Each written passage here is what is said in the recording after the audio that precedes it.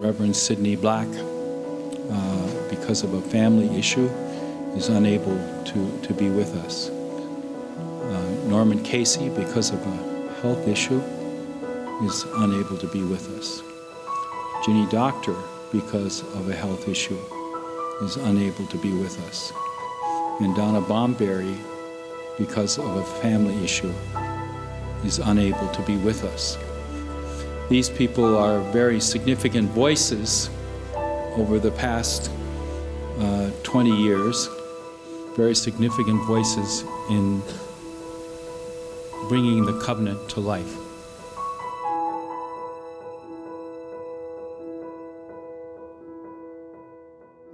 We were asked to welcome you to our traditional territory. My name is Richard Bruyere, and my wife Nancy. We're from Saugeen First Nation, and this area where you are is part of our traditional area. It is an area where our people used to go back, migrate down, up and down the Winnipeg River into Ontario, and this is one of the places where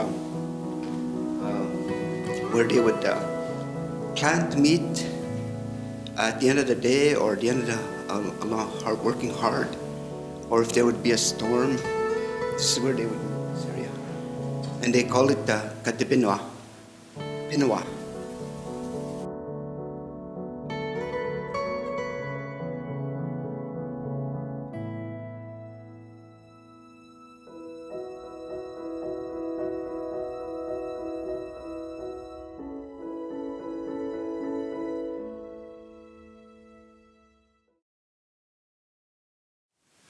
Thank you for accepting the invitation from Bishop Mark and me to participate in this consultation.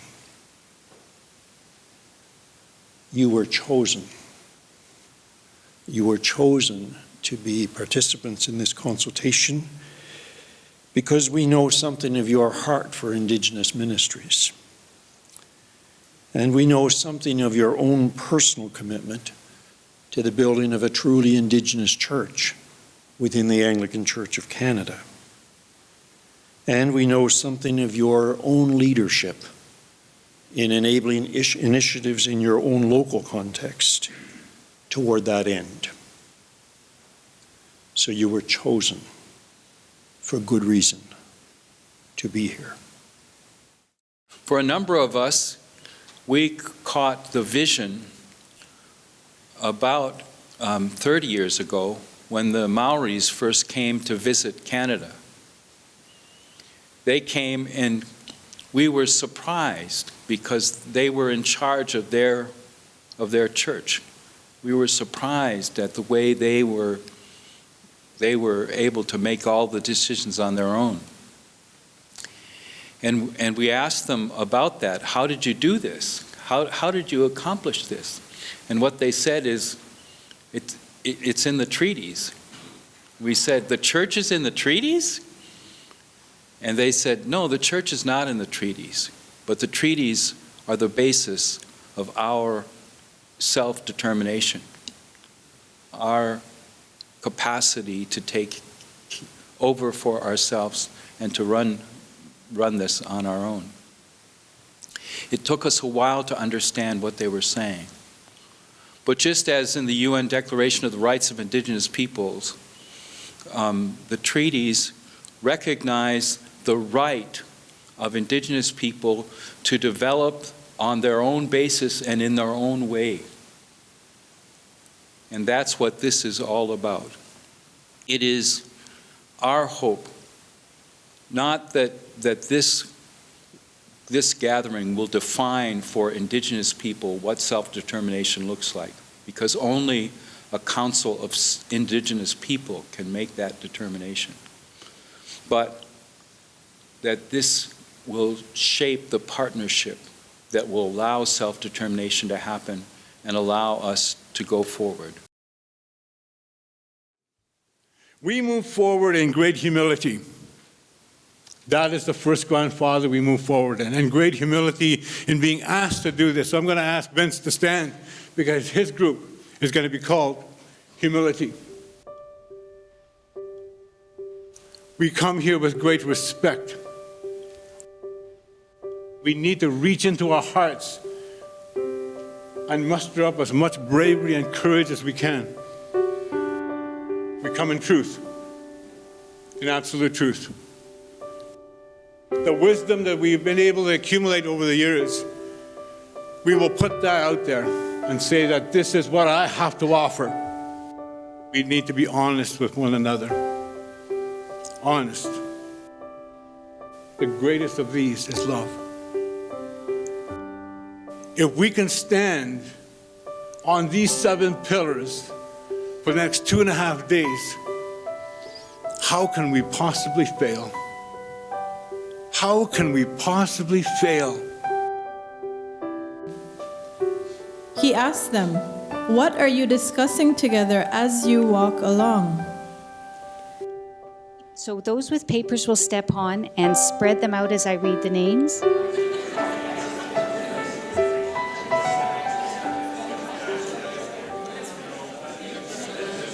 Today we have dreams of our young people following us.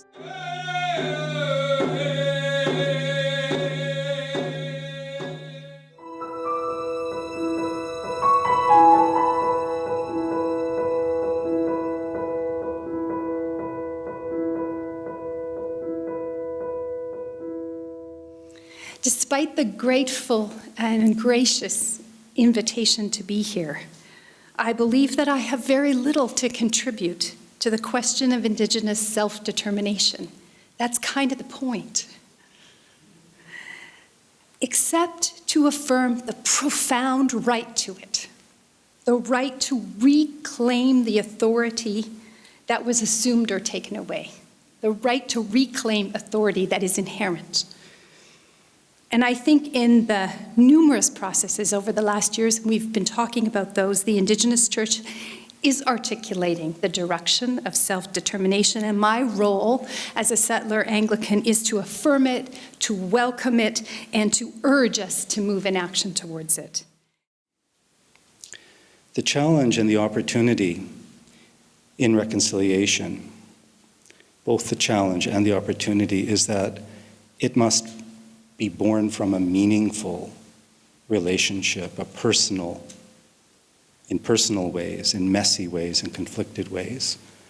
Because I believe reconciliation is born when there is profound solidarity.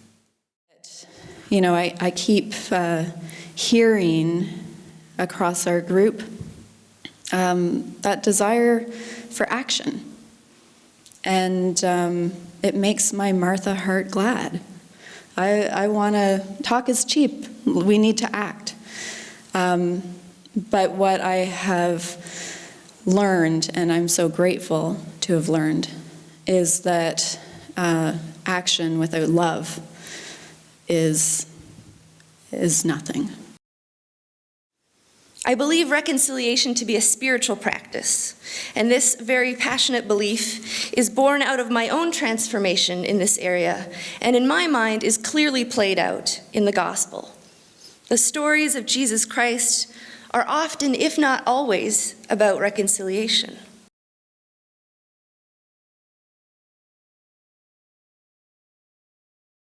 I think I might be able to contribute to your interest today is in the realm of ideas. And so that's what I want you to do. See, because what you're going to try to do is almost impossible. The slogan way to remember this is, if you always do what you've always done, you'll always get what you always got. That's the slogan way to remember it. No matter what you try to do, you're going to try to reinvent the Anglican Church of Canada. And our Anglican Church, as much as I love it, is one of the greatest colonizing forces in the world. It always has been. And we're likely to recreate it again, except maybe speak our own language while we're doing it. What you're trying to do is a new thing, and it's very hard for people to do that.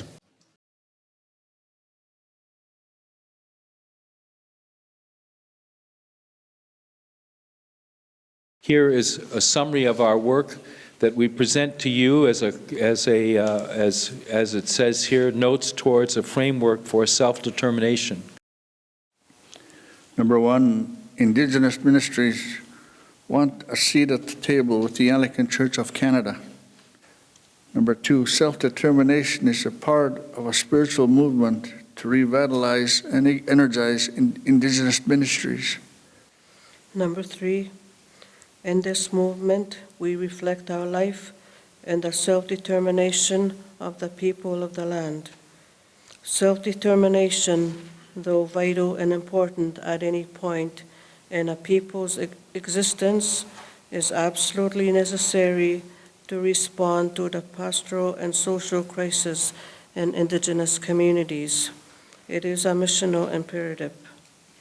Number five, the principles of our response to the pastoral and social crisis are simple. A, people make the best choices for themselves. B, others making choices for Indigenous people is at the heart of the crisis. C, the most critical and urgent response to the pastoral and social crisis is to enable, resource, and support local ministry. Number 6, in service of this, Sacred Circle 2015 voted unanimously to pursue the development of a 5th Indigenous province.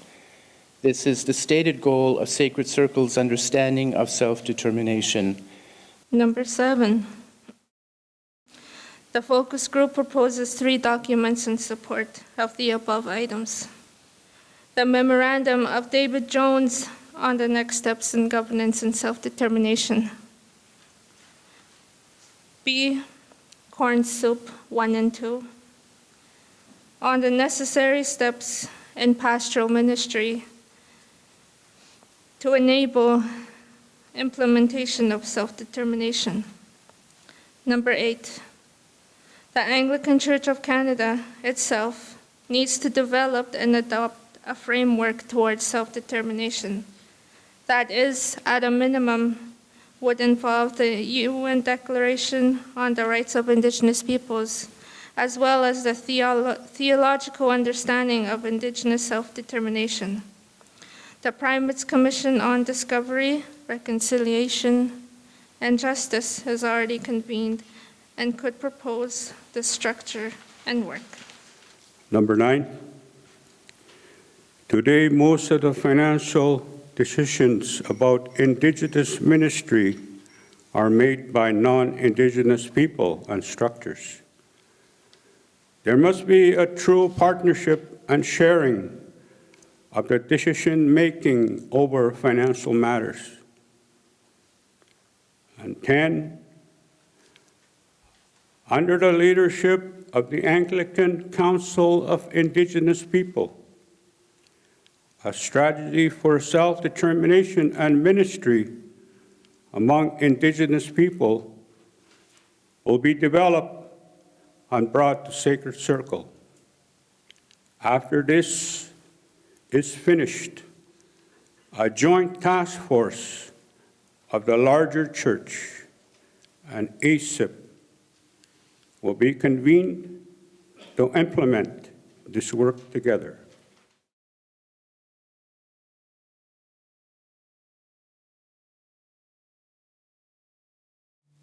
I am bound for the promised land, and we are bound for the promised land.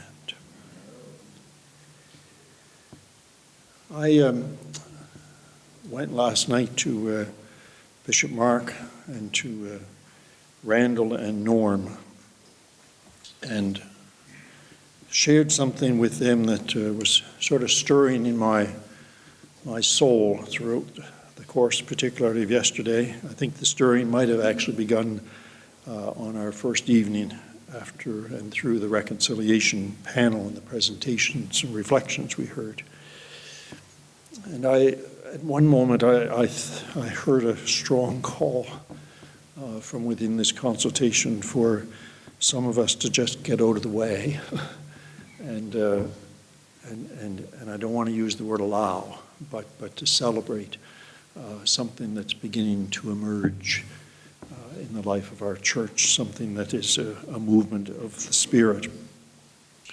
As I was wrestling with it, I was thinking back to the covenant of 1994, and many of us still have that vivid memory of the covenant and all those signatures that accompanied the covenant.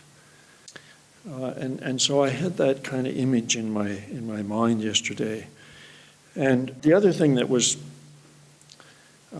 ruminating through my mind was just my sense of a kind of growing unity within this gathering of what indeed may be the way forward with respect to how we work together to build a truly Indigenous Anglican Church. And then I took that wondering to Bishop Mark and Randall and Norm about the possibility that out of this gathering might come a call to the whole church. So I have a text which I worked on a little late last night and knocked on Bishop Mark's door 20 after 11. Sent something to Megan at 12:30.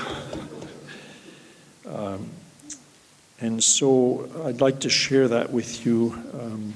And my thought is that this call could be issued from within our gathering and perhaps posted today.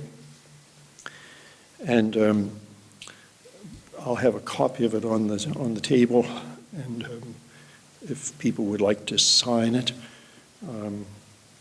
perhaps you might do that after you've received the sacrament, so that we become part of this call in the context of Eucharist. A call from Warm Springs. As brothers and sisters in the Lord gathered in Pinawa, Manitoba, for the National Consultation on Indigenous Self-Determination, we have grounded our work in the story of the road to Emmaus. In an Indigenous version of the New Testament, it is known as the road to Warm Springs. Like the disciples on that road, we have experienced the presence of Creator sets free, Jesus, among us. On our first day, we felt him drawing alongside in our conversations concerning the call from the Covenant of 1994 to build a truly Indigenous Anglican Church. We gave thanks for how far he has taken us on this journey, and we rejoice in many significant steps along the way. We acknowledge, too, that we still face many challenges, and we pray for courage and wisdom to address them without hesitation or further delay. We were humbled by an invitation to ponder the reconciliation necessary to move forward. We were enriched by those among us who spoke from their heart of how reconciliation had transformed their lives and how they believe it could transform the life of our church. On the second day, like those disciples on the road to Warm Springs, Emmaus, we ask Creator sets free, Jesus, to stay with us. We considered a way for moving forward with self-determination for Indigenous peoples within the Anglican Church of Canada and felt a growing unity in that way. We heard a number of stories of local Indigenous ministries, some long-standing and some emerging. Our hearts burned within us as we heard how deeply rooted in the Scriptures these stories are.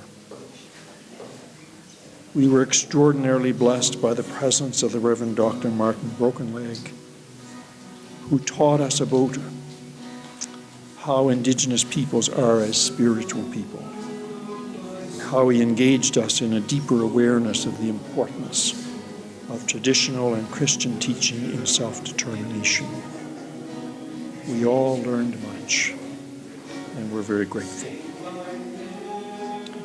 On the third day, we knew Creator sets free Jesus in the opening of the Scriptures and in the breaking of bread. In that sacred feast, he gave himself to each of us. And we also believe he gave each of us some work to do.